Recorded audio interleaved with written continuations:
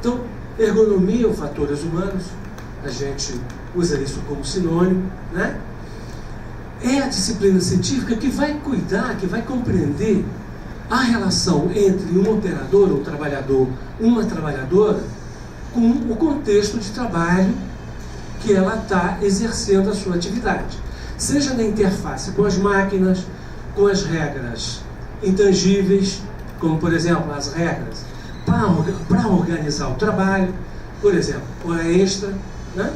É imposto pela gerência, né? A extensão de jornada, o ritmo, todos esses elementos que vão compor o contexto do posto de trabalho e que o trabalhador ou a trabalhadora está envolvida, né? É fundamental, é o foco, é o local, né? É o domínio que a gente vai analisar. E é evidente que o engenheiro de produção é o profissional treinado para usar os métodos, ferramentas, abordagens, para analisar esse posto de trabalho, reprojetar, para a gente conseguir bem-estar para quem está trabalhando, né? E melhorar, incrementar a produtividade. Essa é a essência do engenheiro de produção. E o engenheiro de produção ergonomista, ele vai ter um foco, uma abordagem na atividade humana, foco nas pessoas. Se eu fosse de pesquisa operacional, estava lá usando a modelagem quantitativa, matemática.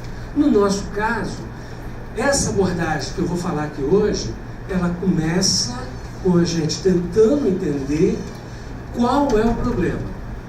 A gente precisa compreender qual é o problema daquela organização. E a partir daí, coletando os dados para identificar as medidas possíveis de correção. Aí eu tenho que projetar essa solução, eu tenho que implementar, eu tenho que monitorar, eu tenho que gerenciar e assim por diante, né? E quem tem que fazer isso, não adianta a gente olhar para o lado. É o engenheiro de produção que tem que fazer isso. Tá? Então, agora, quais são as dimensões, então, da ergonomia? A gente sabe, e a gente está há mais de 150 anos, e é isso que vem sendo enfatizado o tempo todo, que a gente está sendo ensinado, a maioria dos 600 e poucos cursos de engenharia de produção desse país, a ergonomia física. Tá? A gente vai ver que a ergonomia física ela está relacionada com a anatomia humana e as características biomecânicas que fazem parte do ser humano. E aqui, esses tópicos são os mais ensinados. Se a gente vai no livro do Itiro, ele é bem criterioso, ele é bem detalhista. Ele fala lá nos 20 e poucos capítulos, quase 20, sobre todos os tópicos relativos à ergonomia física. Mas tem uma coisa, se eu faço um movimento com o meu braço, evidentemente que o meu cérebro capturou informações, processou em milissegundos e deu uma ordem para o meu braço se movimentar. Como é que a gente dirige? Quem que dirige aqui? Levanta o braço. Quem não dirige vai dirigir um dia aqui, certamente. Agora, a gente dirige não é só um esforço físico. A gente dirige porque a gente está constantemente capturando informações, tanto do carro quanto da estrada, né? Do contexto que cerca o ato de dirigir e processando isso numa velocidade tal que eu, em função desse processamento, tomo decisões e ajo. Por exemplo, se eu vou frear, se eu vou acelerar, é em função das informações que eu capturo no meu ato de dirigir. Vocês concordam comigo? Concordam ou discordam? Pois é. Então, a minha atividade física é função daquilo que eu capturo. Então, como é que é esse processo? Se vale para mim, que sou motorista, como é que seria isso para o trabalhador, para a trabalhadora? Eu preciso capturar isso para entender por que tem as atividades físicas. As atividades físicas são fruto da minha atividade cognitiva. E por que eu não estou falando mental? Para não confundir com o lado psíquico, né? Eu estou falando do raciocínio que a gente faz quando a gente age, quando se dá atividade humana. E esse exemplo é muito bom, eu uso sempre, porque todo mundo começa a entender que o que precede a atividade física é justamente a atividade cognitiva. E a atividade cognitiva é em função da captura das informações em tempo real, em processamento real. Então, se eu fosse descrever a atividade de dirigir, é o primeiro passo para eu entender quando teve um acidente, e aí eu vou ligar a ergonomia com segurança. Eu preciso saber qual informação aquele operador deixou de capturar, aquele motorista deixou de capturar. E por que deixou de capturar? Porque não tinha. É igual um trecho aqui atrás da estrada. Tem uma placa lá que está escondida pelo mato. Eu começo a retroagir, construindo a minha árvore de causas. E eu consigo estabelecer uma árvore tanto ou mais complexa quanto os fatores tiverem. Se tiverem 1000 fatores, eu tenho que trabalhar para identificar quais são os 1000 fatores que a gente usa, que a gente captura em tempo real, para a atividade de dirigir. Ele não viu a lombarda, porque não estava bem sinalizado. Tem um monte de lombarda daqui até Ilhéus, não tem não? Se estiver próximo de 6 da tarde, que fica aquele lusco-fusco, é mais difícil de ver. Então, percebo que essa atividade de dirigir, ela muda durante o dia. E aí, vocês estão percebendo que descrever a atividade humana requer do engenheiro de produção uma competência, primeiro para analisar essas questões, para compreender em profundidade essas questões, para depois pensar no projeto. Senão, o que eu vou fazer? O que mais os engenheiros, de uma forma geral, cometem? Cometem, e tomem nota disso, o erro do terceiro tipo. Faz a resolução do problema de uma maneira extremamente rigorosa. Com tudo aquilo que aprendeu na escola. Só que resolve o problema errado. Não é o problema que deveria ser resolvido. Então, a grande questão para nós da ergonomia é essa que eu estou falando. Como a gente ensina e como é popular nas escolas de engenharia de produção, a gente precisa alargar o conhecimento acerca da atividade humana.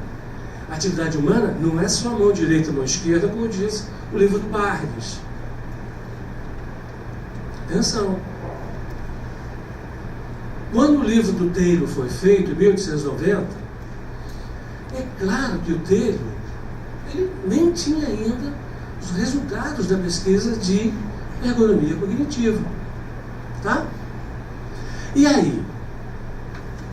Por exemplo, por que eu preciso entender também questões associadas à ergonomia cognitiva? Eu preciso tentar compreender se o motorista é novato ou experiente. Todo mundo aqui que é motorista sabe, quando começou a dirigir, você tem que processar uma quantidade maior de informações num tempo muito maior. Até que eu vou adquirindo mais competência. Eu vou fazendo isso com mais habilidade. Eu vou desenvolvendo conhecimento. Eu começo a entender como os outros motoristas dirigem. Eu começo a entender como as estradas são, a manutenção das estradas são feitas. Eu começo a descobrir elementos e incorporar no meu modelo e, portanto, eu consigo ser mais habilidoso. Você lembra quando vocês entraram aqui no primeiro semestre? Estava todo mundo meio perdido, né? A primeira coisa que vocês fazem É começar a conversar com os veteranos. Como é que é professor tal? Como é que é professor tal? Com 40 anos? Como é que a gente passa nas disciplinas? Como é que são as perguntas? Como é que são as provas? Etc. E tal. Portanto, a gente vai adquirindo informações o tempo todo e vai desenvolvendo habilidades. Isso acontece com os trabalhadores. Então, quando eu chego lá no trabalho, eu preciso perguntar: quanto tempo você está no trabalho? Qual a tua experiência anterior? Como você foi treinado? Por quanto tempo? Qual é a tua formação prévia? Vocês têm ideia de quantas palavras vocês dominam? Vocês leem pra caramba, né? Vocês já estão quase se aposentando de tanto estudar, não é isso? Vocês dominam quantas palavras? Vocês já leem pra caramba. Se eu falar uma palavra, vocês têm o significado na cabeça de vocês, não tem? Mais ou menos. Quem arriscaria dar um chute? Quantas palavras vocês dominam? 1.000? 500? 2.000? Quem dá mais? Quem dá menos? Pois é, vamos dar uma ideia aqui para vocês. Quem lê muito, 2.500. Sabe quantas palavras o trabalhador está lá na fábrica domina? Vocês têm ideia? 100, 150. É por isso que a patroa, quando diz assim: eu expliquei do soufflé, sobre o soufflé, mas ela não entende, a minha doméstica é burra. Não é que ela é burra, ela domina 150 palavras. A patroa é 2.500. Não dá para encaixar na cabeça da doméstica. É normal ter isso. E todos os trabalhadores, por que eles precisam da tarefa, da prescrição do método? Porque eles precisam de uma orientação. Engenharia de métodos existe para poder orientar o trabalho do processo de fabricação. Se o engenheiro de produção não define um método adequado, não é culpa do trabalhador. É culpa do engenheiro de produção que não usou a ergonomia cognitiva, não soube se comunicar. Se eu vou para estabelecer método na construção civil, eu sei que a maioria do pessoal é analfabeto, mas eles têm um grau de conhecimento, de comunicabilidade. Talvez lá o meu método tenha que ser pictórico, tenha que ser com desenho, e não com uma placa. Cuidado! Ele vai passar ali, o que quer dizer cuidado? Quem é esse senhor? O seu cuidado. Pergunta para o colega: conhece o seu cuidado? Então, o engenheiro de produção é um elemento central para dar produtividade, se ele compreender o universo que ele está trabalhando. Mas não termina aqui. Tem mais ergonomia organizacional, né? Que são tópicos muito importantes, né? Qual é as horas, quais são as horas dessa jornada, né? Se trabalha no sábado, tem banco de horas, se compensa, tem hora extra, não tem, né? Isso tudo está envolvido. Como é que é o trabalho? Tem projeto participativo? Não tem? A gente sabe que na maioria das organizações brasileiras não chega nessa coisa do trabalho participativo, de trabalho cooperativo. Isso aí é falado, mas na verdade, na minha experiência lá no Rio, e viajando pelo mundo afora, falta engenharia de produção. As pequenas e médias empresas, tipo o Sebrae se preocupa muito com a gestão. É para o dono da pequena empresa. Agora, para a pequena empresa mesmo, né?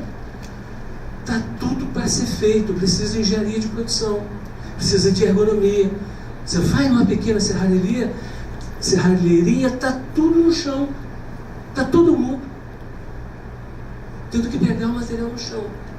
Esse pegar o material no chão é falta de ergonomia no projeto do processo.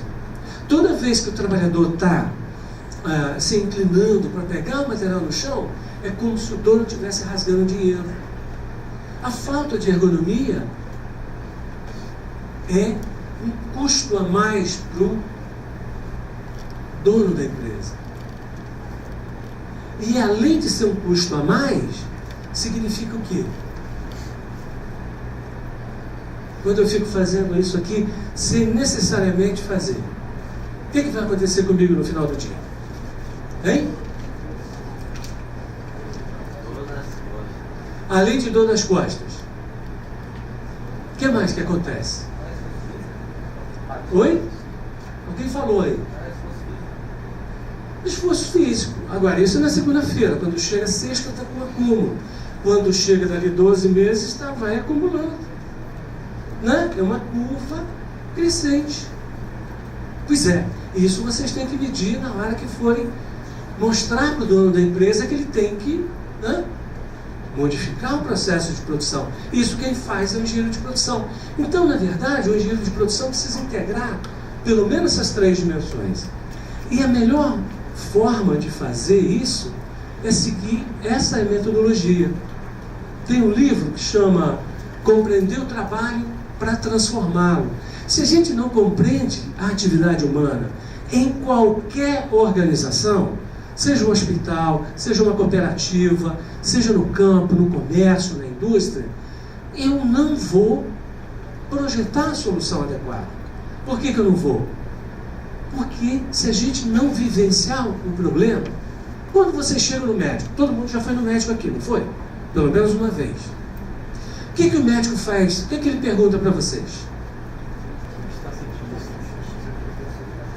O que ele está sentindo, quais são. Ele fica fazendo uma série de perguntas para tentar identificar quais os sintomas que levaram, né, a pessoa a estar acometida daquela enfermidade. Não é verdade? Então o médico não sai dando receita. Não é verdade? Você chega lá, você já sai com a receita? Mesmo que seja no SUS. Não é? Mesmo que seja a medicina pública brasileira. Vai ter um mínimo de interação. Ele precisa entender, ele precisa compreender, através dos sintomas, qual o seu problema. Quando ele não tem certeza, o que mais que ele pede? Pede exames. Por quê? Ele precisa ter clareza. Ele fez algumas hipóteses. Ele precisa ter clareza, porque senão ele não quer dar um remédio errado.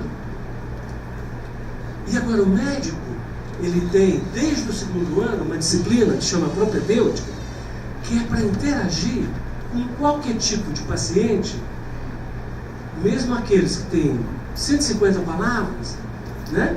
E dá o remédio, dá a conduta adequada.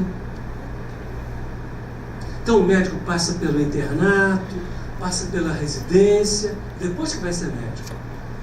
Ora, o engenheiro de produção tem que começar durante o curso dele ir para campo. Ele precisa interagir com o mundo real. Ele precisa entender o que é pessoas trabalhando. Quais são os sintomas quando as pessoas estão trabalhando? O ergonomista, o engenheiro de produção ergonomista, faz o mesmo papel do médico, agora com a organização, com a indústria, pequena ou grande, não importa. Ele vai ter que ir lá auscultar. E vai ter que construir, e vai ter que elaborar com os dados que ele vai coletar em campo qual é o problema daquela organização. E lembre-se, se eu vou hoje o problema é um, se eu for a semana que vem pode ser outro. A organização, ela é viva, ela é construída de gente trabalhando, desenvolvendo a sua atividade, tá? Então essa primeira fase, ela é fundamental, ela é crucial para a gente dar o remédio depois, que é o projeto de engenharia. Essa fase que está aqui, que a gente chama análise da demanda, a gente constrói com os interlocutores da empresa, até a gente identificar qual é o problema que essa empresa tem. Em interação direta com a gerência, com os trabalhadores. O engenheiro de produção ergonomista é o camarada central nesse processo. E aí vocês vão ver que a gente vai passando uma fase de pré-diagnóstico e tem as observações sistemáticas. Eu vou mostrar isso para vocês até chegar ao projeto de uma solução. Tá? Normalmente há uma tendência nas escolas de engenharia, daqui da demanda já partir direto para a solução, como se tivesse uma receita de bolo. E aí é que está o erro. Ah não, agora Está na moda, mas que é produção enxuta, né? Tem até um nome bonito em inglês. Em inglês tudo é mais bonito, né? Lean Manufacturing. Aí camarada sai por aí, né? Falando essa coisa do Lean Manufacturing para cá, Lean Manufacturing para lá, etc e tal, mas ele não sabe que o Lean Manufacturing é uma redução de recursos para o trabalhador exercer a sua atividade humana. Tá? E nem sempre o resultado é o mais adequado. Claro que produção enxuta para o Japão. Alguém já teve no Japão aqui? Agora, o Japão é assim. É a população de 110 milhões de habitantes. Imagina, é metade do Brasil no estado de São Paulo. Não tem espaço. Por que eles inventaram o Kanban? Por uma necessidade de transformar o caminhão num almoxarifado rodante nas rodovias. Ao invés de não tem espaço. O preço da terra no Japão é altíssimo para eles terem um almoxarifado. É luxo o fornecedor ter um almoxarifado e a Toyota também tem um almoxarifado. O seu Toyota, muito esperto, ele tem só um olhinho pequeno, mas ele é... Poxa, como é que eu vou dar a solução para mim? Então é o seguinte, vamos botar o sistema just in time, vamos botar um almoxarifado na carroceria do caminhão. Simples. Simples assim. E a tigrada aqui no Brasil, vamos fazer a produção enxuta porque o seu Toyota está vaziando, vamos fazer, etc e tal. Mas lá realmente eles não têm espaço. Ou eles colocam em cima do caminhão ou não tem onde morar. As casas são 60 metros quadrados. Lá só quem tem um negócio grande lá é o imperador. 5 quilômetros assim do palácio. Mas é o imperador, essa é outra história. O restante da galera é 60 metros quadrados. Então, vejam bem, cada país dá a sua solução em termos de organização da produção. Né? A gente aqui não é problema de espaço, a gente tem espaço. Pode até utilizar o just in time, mas precisa ter comunicação funcionando, tem uma série de coisas que precisam estar funcionando. Pois guardem isso daqui para a gente avançar nos estudos de caso. Aqui é uma outra representação daquela metodologia. Geralmente eu estou aqui analisando a atividade aqui no posto de trabalho. Eu quero detectar, eu quero compreender o que se passa aqui no posto e a relação com os outros níveis da empresa. Isso é possível de se fazer, como eu vou mostrar para vocês agora. Então é o seguinte, quando eu vou para a empresa, é como se eu usasse essa metáfora aqui. Alguém me falou que ali tem problema. Como se fosse aquele sintoma que a gente chega para o médico. Né? O que faz o engenheiro de produção? Ele tem que entender toda essa parte que está escondida aqui embaixo da lâmina d'água. E aí a gente precisa investigar para entender a natureza do problema.